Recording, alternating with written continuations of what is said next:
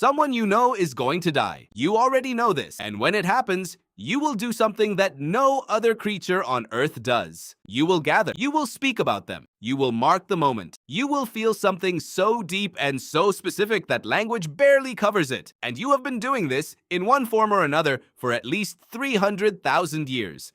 Death ritual is the oldest human behavior we have ever found. Older than farming, older than writing, older than cities or wheels or metal.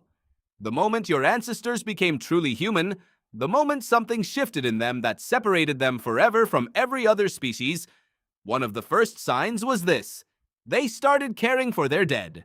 And the way they did it will change how you think about grief, about memory, and about what it means to be alive right now. Let us start at the beginning. The very beginning.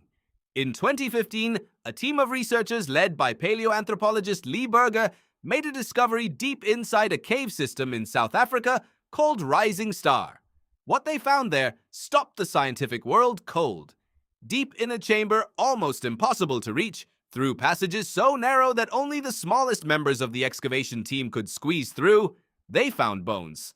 Hundreds of them, belonging to a species never seen before. They named it Homo naledi. Homo naledi was not fully human. Its brain was roughly a third the size of yours. It walked differently. It looked different. And yet, the bones were deliberate.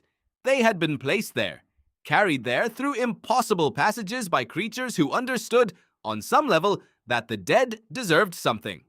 That the dead deserved to be somewhere. Think about what that means. Before your species even existed in its current form, something that looked like a distant ancestor of yours was already doing this. Already separating the dead from the living. Already treating a body as something more than just matter. Why? That is the question that should keep you up at night. The honest answer is that we do not fully know. But the evidence tells a story. And the story is stranger and more moving than most people realize. Move forward in time. About 300,000 years ago in what is now Morocco, at a site called Jebel Irhoud, archaeologists found some of the oldest known fossils of Homo sapiens, your direct ancestors. They were buried with care. Ochre, a red mineral pigment, was found with the bodies.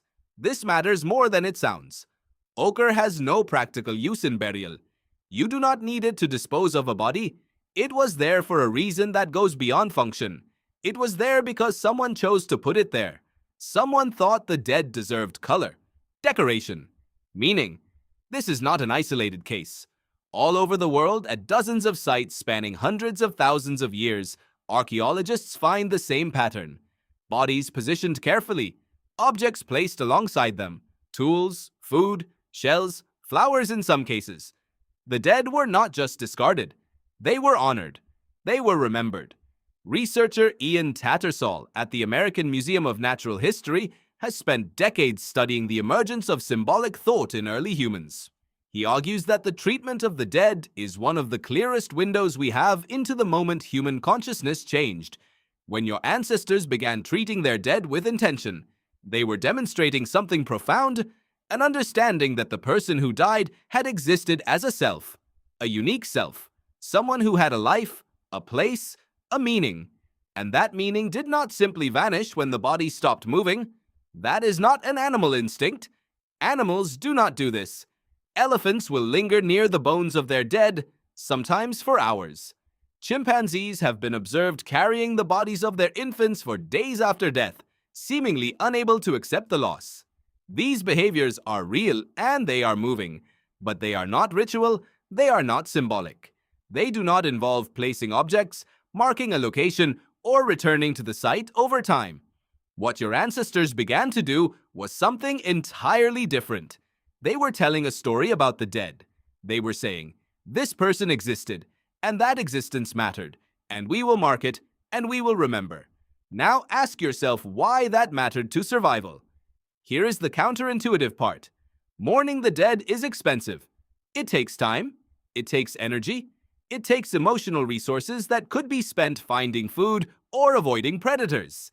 And yet, the behavior persisted across hundreds of thousands of years and every culture on Earth.